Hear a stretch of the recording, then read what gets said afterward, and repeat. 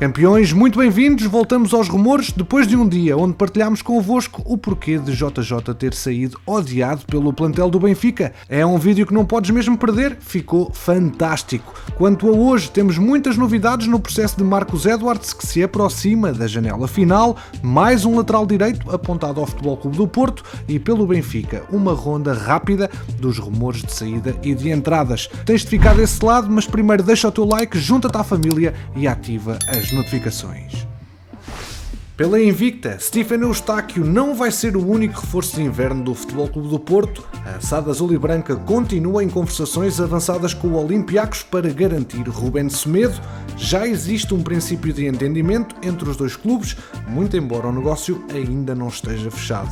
Tal como no caso do médio do Passos, também o central vai chegar à invicta por empréstimo, sendo que o clube grego pretende que a cláusula de compra seja obrigatória, enquanto que os azuis e brancos preferem que a mesma seja opcional, de forma a avaliar o rendimento do internacional português até ao final da época.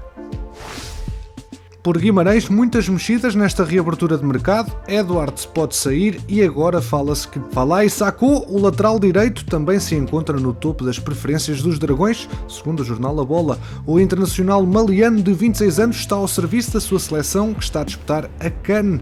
Sakho chegou aos vitorianos na temporada 2015-2016, quando Sérgio Conceição era o treinador dos conquistadores, mas nesse momento o lateral jogava apenas nos Bs do conjunto minhoto. Os azuis e brancos estão fragilizados em termos de opções para o lado direito da defesa, porque Manafá sofreu ruptura do tendão rotuliano do joelho direito e teve de ser operado, não jogando mais até ao final da época.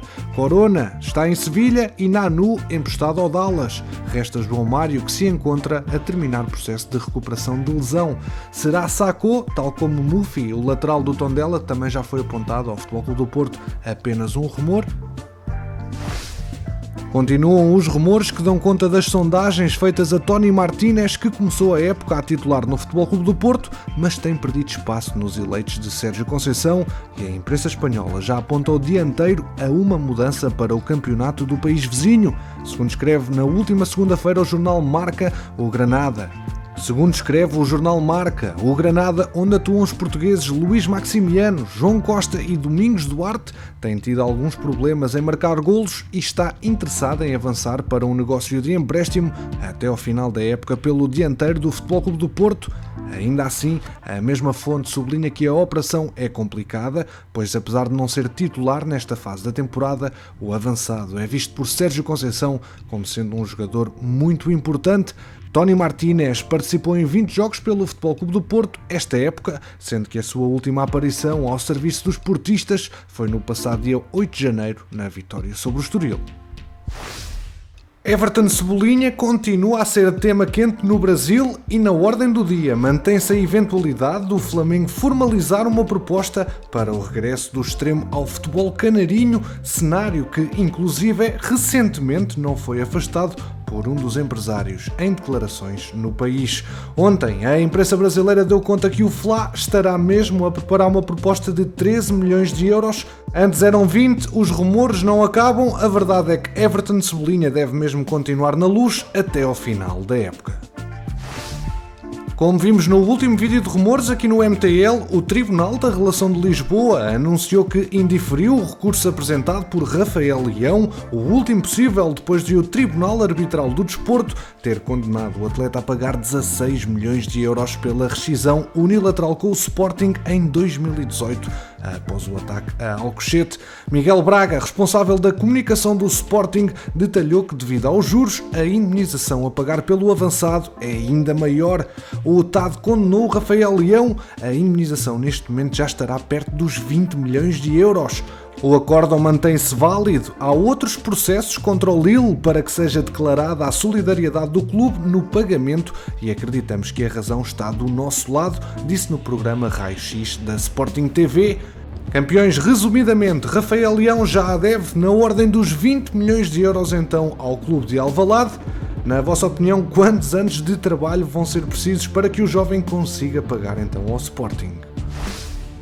Quanto ao caso que todos os nossos membros sportinguistas querem ficar a saber, Marcus Edwards, ele vai ser mesmo jogador do Sporting já a partir deste mês e cumprindo o contrato que os Leões têm preparado para o extremo inglês de 23 anos até junho de 2026, são 4 anos e meio de ligação que o Leão pretende oferecer a Marcus Edwards com uma cláusula de rescisão que deverá ficar fixada nos 60 milhões de euros. Depois das primeiras negociações retomadas nesta reabertura do mercado, onde teve lugar um almoço que juntou Frederico Varandas e Hugo Viana, presidente e diretor desportivo do Sporting, com Miguel Pinto Lisboa, o presidente do Vitória de Guimarães, mas sem Jonathan Beckett, o agente de Marcus Edwards, que esteve em Portugal na semana passada e ontem foi sendo informado do evoluir das negociações. Este mesmo encontro que estava inicialmente marcado para Lisboa, mais concretamente para as instalações da SAD no estádio José de Alvalade, acabou por ter lugar de início numa unidade hoteleira em Coimbra, praticamente a meio caminho entre as duas partes interessadas neste negócio à hora do almoço. A verdade é que, apesar do encontro, desta vez presencialmente, o acordo não ficou ontem fechado e, segundo os dados recolhidos pelo jornal A Bola, vai mesmo ficar adiado por mais uns dias, à espera dos derradeiros momentos do mercado de inverno. Os moldes, esses são aqueles que têm sido noticiados.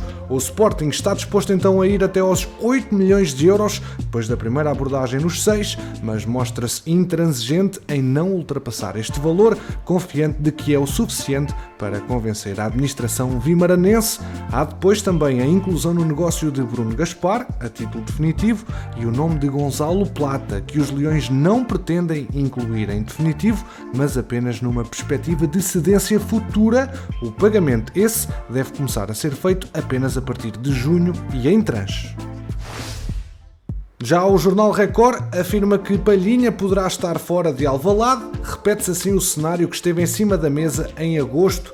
Todavia, há números em discussão. Se na altura a fasquia estava apontada aos 40 milhões no mínimo para quem quisesse o número 6, ao dia de hoje o que está em equação é uma proposta acima dos 30 milhões de euros, não muito distante, portanto, mas já suficiente para levar de Alvalade o médio que tem uma cláusula de rescisão de 60 milhões de euros. Apesar de estar a realizar uma época menos exuberante em relação à última, a redução das exigências nada tem a ver com as prestações do internacional português, mas sim, entre outros motivos, com a generalizada menor capacidade de investimento do mercado. Além disso, Palhinha completará 27 anos em julho. Também por essa razão vê com bons olhos algumas destas mesmas portas que se entreabriram nos últimos dias. Ele que nunca escondeu que tem no campeonato inglês um grande sonho. Poderia ser Palhinha mais um elemento a adicionar à armada ou ao contingente português no Wolves? JJ está sem clube desde que deixou o Benfica no final do mês passado de dezembro. Desde então, o técnico português foi incessantemente ligado ao Atlético Mineiro, mas o regresso ao Brasil ainda não se confirmou. Ainda assim, o campeão em título do Brasil não foi o único interessado no técnico português. O comentador brasileiro Neto, da estação televisiva Band, garantiu que Jesus foi oferecido ao Corinthians, clube que tem como técnico o ex-jogador Silvinho. Se quiseres saber mais sobre como foi despedido JJ do Benfica e porque é que ele era odiado pelos jogadores, fica a saber mais no vídeo que vou partilhar aqui em cima no canto superior direito. E cá está a bomba do dia de ontem do mercado nacional. O Moreirense oficializou a chegada do belga Kevin Mirallas. O extremo de 34 anos vestiu 60 vezes a camisola da seleção belga e passou pelos ingleses do Everton e pelos italianos da Fiorentina. Mirallas foi treinado na época passada por Ricardo Sapinto nos turcos do Gaziantep, mas estava atualmente sem clube. O técnico Sapinto foi decisivo na contratação do belga para Moreira de Cónegos. Foram vários os meios da comunicação social portuguesa que deram conta que o Braga pode estar muito perto de reforçar-se com Eugénio Pizzuto. Ora, os minhotos preparam-se para garantir em breve a contratação do médio de 19 anos, que é internacional jovem pelo México, já foi inclusive considerado o terceiro melhor jogador do Mundial Sub-17 em 2019. Campeões, obrigado pela preferência aqui no MTL. Já sabes que aqui ficas sempre atualizado ao minuto sobre o mercado de transferências. Deixa o teu like, ajuda o projeto a crescer e quanto a nós, vemo-nos no próximo episódio.